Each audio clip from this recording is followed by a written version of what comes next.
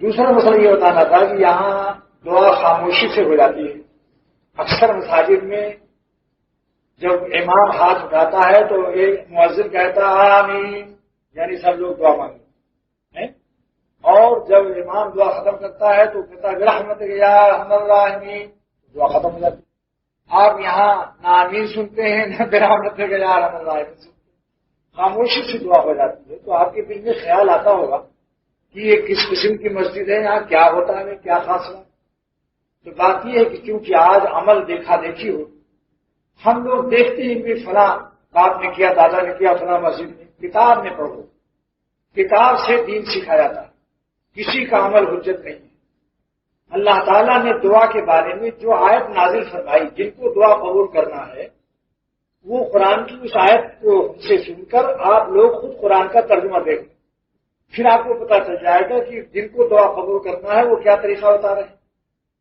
ادعوا ربکم تضرعا وخفیہ، اللہ تعالیٰ فرماتے ہیں اپنے رب سے دعا مانگو چپکے چپکے گڑ گڑا کر. تضرع مانے گڑ گڑا کر، زور دکھا کے نہیں کہ دینا پڑے گا، نہیں، زور نہیں، زاری، زور رہا وہ گزار. معروی فرماتے ہیں میاں طاقت بہت آزما چکے، نفس و شیطان کے زد میں آ جاؤ گے ساری ہیکڑی ختم ہو جائے گی. زور رہا وہ گزار ہو، زاری راہ دیکھیے. گریا اور زاری سے بابا آدم علیہ السلام کا کام بنا تھا. اپنے بابا کی میراث و وراثت کو چھوڑو گے تو پھر نفس و شیطان تم کو لے جائے گا اٹھا کے. جس طریقے سے بابا کا کام بنا ہے بچہ لوگوں کا کام اسی طرح سے بنے گا. ربنا ظلمنا پڑھا، اے ہمارے رب ہم سے قصور ہو گیا، واغفر لنا ورحمنا، اے وَإِن لَّمْ تَغْفِرْ لَنَا، اگر آپ نہیں بخشیں گے، ورحمنا اور رحم نہیں کریں گے، لَنَكُونَنَّ مِنَ الْخَاسِرِينَ، تو ہم گھاٹے میں پڑ جائیں گے. تو وہی بابا والی دعا ہم لوگوں کو بھی جیسے ان کا درجہ بلند ہوا، نبوت عطا ہوئی ہے، ایسی ہمارے بھی درجات بلند ہو جائیں گے، ہمارا بھی بیڑا پار ہو جائے گا. گریا اوزاری سے. مولانا حکیم الامت فرماتے ہیں کہ ایک شاعر نے کہا تھا اگر بخشیں زہر قسمت نہ بخشیں تو شکایت کیا، اگر بخشیں زہر قسمت نہ بخشیں تو شکایت کیا، سر تسلیم خم ہے جو مزاج یار میں آئے. بڑی داد ملی شاعر، مگر داد دینے والے بھی جاہل اور داد لینے والا بھی جاہل. کیوں؟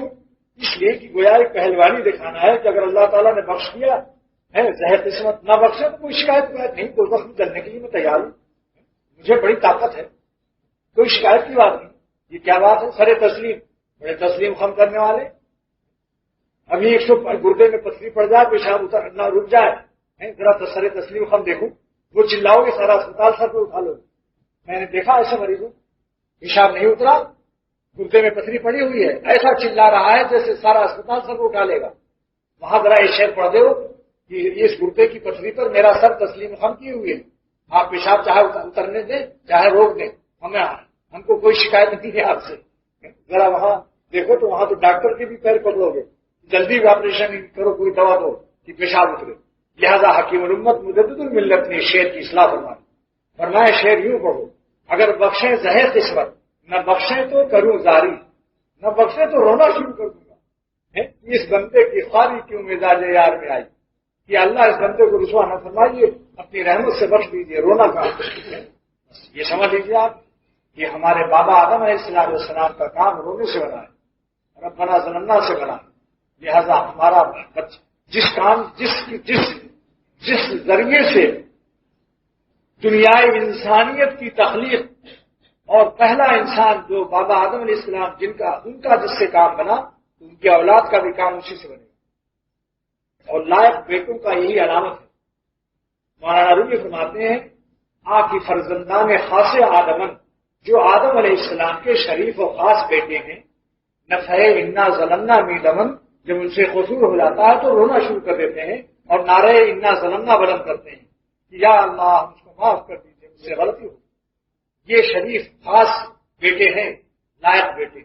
مولانا رومی نے بنی آدم کی 2 تقسیم کر دی، ایک لائق اولاد ایک نالائق اولاد. جو خطا کر کے اس پر مچھر اور جو بھی نہ رہیں گے، ڈکار بھی نہیں لیتا، گناہ کر رہا ہے، بدنگاہی کر رہا ہے، غیبت کر رہا ہے، جھوٹ بول رہا ہے، وہ شخص کیا ہے؟ اولاد ہے، نالائق اولاد ہے. اور لائق اولاد کون سی ہے؟ معلومی فرماتے ہیں جو کہ ربنا اپنے بابا والا معاملہ اللہ میاں سے کر دیتے ہیں کہ اللہ میاں ہمارے بابا آدم علیہ السلام نے جس طرح سے ان پر آپ نے رحم کر دیا تھا، ہم بھی ان کے اولاد ہیں، ہمارے قصور پر بھی رحم کر دیجیے اور بخش دیجیے۔ دعا مانگو چپکے چپکے، گڑ گڑا کر دعا مانگو۔ ہاں، دعا کے آداب میں سے یہ ہے کہ بٹن نمبر 2 کے سامنے ہاتھ پھیلیں، آسمان کی طرف ان کا رخ ہو، تھوڑا سا فاصلہ ہو۔ اگر کہیں کیفیت طاری ہو جائے تو ہاتھ اٹھا کے ایسے بھی مانگ سکتے ہو۔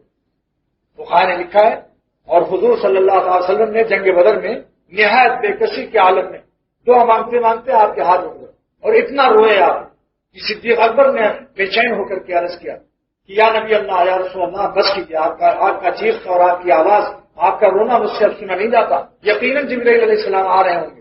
اور جیسے ہی ان کا یہ کلمہ ختم ہوا کہ جبرائیل علیہ السلام آ گئے۔ یہ ہے مزاج شناس نبوت صدیق اکبر، ان کو یقین تھا کہ رسول اللہ کے اپنے رونے پر اللہ کی رحمت کو فوراً جوش آئے گا، اور جبرائیل علیہ السلام آ گئے، انہوں نے کوئی فکر نہ کرے، تمام فرشتے آ رہے ہیں، ان کی ٹھیر کر دیں گے۔ ابو جہل کا سر آیا تھوڑی دیر میں، ابو جہل کا سر کاٹ کر کے لایا ایک سے، اور اللہ تعالیٰ نے 2 نوجوان بچوں سے اس کو کٹوایا جو بالکل ہی بچے تھے۔ جب ابو جہل کا سر آیا تو آپ سجدے میں گر گئے۔ تو دیکھو، دعا مانگنے کا اصلی ادب یہ ہے۔ کبھی ایک نقصان اور بھی، زور سے دعا مانگنے کا ایک نقصان اور بھی کہ آپ نے کہا ربنا آتنا، دوسرا آمین مؤذن کہہ رہا ہے، اس کی وجہ سے جس کی نمازیں ایک آدھ رکعت چھوٹی ہوئی ہیں وہ بیچارہ اپنی چھوٹی ہوئی نماز ادا کر رہا ہے۔ کیوں صاحب، آپ کو یہ مسئلہ معلوم ہے کہ اگر کوئی سنت پڑھ رہا ہو، نماز پڑھ رہا ہو، تو قرآن شریف بھی زور سے پڑھنا جائز نہیں۔ کیوں؟ تاکہ اس نمازی کی نماز میں خلل نہ ہو۔ اب یہ 2-4 آدمی کھڑے ہو کر اپنی رکعت پوری کر رہے ہیں، یہ زور زور کی دعاؤں سے آپ بتائیے خلل ہوتا ہے یا نہیں؟ مجھے تو بعض لوگوں نے بتایا صاحب، میں ان لوگوں سے الحمد شریف بھی بول گیا جب اس نے کہا آمین اور ربنا اپنا زور زور دعاؤں سے، جس کی رکعت چھوٹی ہوتی ہے اس سے پوچھیے کہ اس پر کیا گزرتی۔ تو اس لیے اس میں نمازیوں کا بھی خلل ہے۔ تو دعا کی قبولیت کے آداب کے بھی خلاف اللہ تعالیٰ فرما رہے ہیں کہ مجھ سے چپکے چپکے مانگو، گڑ گڑا کر مانگو۔ کبھی کبھی اگر دیکھیں گے کوئی مسبوق نہیں ہے، کسی کی رکعت نہیں چھٹی ہوئی ہے اور سب لوگ مطمئن ہیں، کسی کا حرج نہیں ہے، تو بلند آواز سے تعلیم کے لیے، اجتماع قلوب کے لیے، یا مسلمانوں کے دلوں کو خوش کرنے کے لیے کہ ان کو معلوم ہو کہ آج بڑی دعائیں ہمارے لیے ہمارے بزرگوں نے مانگی، جیسا کہ تبلیغی اجتماعات میں ہوتا ہے یا اور اجتماعات میں، تو کبھی کبھی بلند آواز سے بھی دعا مانگنا جائز ہے۔ دو شب کبھی کبھی، یہ نہیں کہ آج اگر کوئی دعا زور سے نہ مانگے، جو چیز کبھی کبھی تھی ہے اس کو بالکل ہمیشہ کے لیے کر دیا۔ کہ آج اگر کوئی اس طرح سے دعا نہ مانگے تو اس کے بارے میں انسان کو شبہات پیدا ہوتے ہیں کہ شاید یہ غلط راستے پر ہے، حالانکہ یہ قرآن کے راستے پر دعا مانگ رہا ہے۔ اس لیے کبھی مہینے 2 مہینے میں اگر دل چاہے تو کچھ تعلیم کے لیے لوگوں کو دعا مانگنا آ جائے وہ بھی جائز ہے، لیکن اس کو ہمیشہ کے لیے معمول نہ بنایا جائے کہ جب دیکھو اگر کوئی آہستہ سے امام دعا مانگ لے تو مقتدی اس کے اوپر حکومت کرتے ہیں، وہ امام صاحب آپ نے زور سے کیوں نہیں دعا مانگی؟ آج اس زمانے میں محلے والوں کا امام غلام بنا ہوا، کمیٹی جو ہوتی ہے عموماً وہ لوگ ہوتے ہیں جو نماز میں بھی نہیں آتے۔ صدر صاحب نیشنل بینک کے چیئرمین ہیں، استنجا کر کے پیشاب ڈھیلا بھی نہیں لیتے، پیشاب کرنا بھی نہیں آتا ان کو سنت کے مطابق، مگر اس لیے کہ وہ چندہ کافی لائے ان کو صدارت اس لیے مل گئی۔ اور سیکریٹری صاحب کو بھی یہی اکثر حال ہوتا، دیندار اگر ہو جائیں انتظامیہ والے تو اماموں کی وہ عزت کریں۔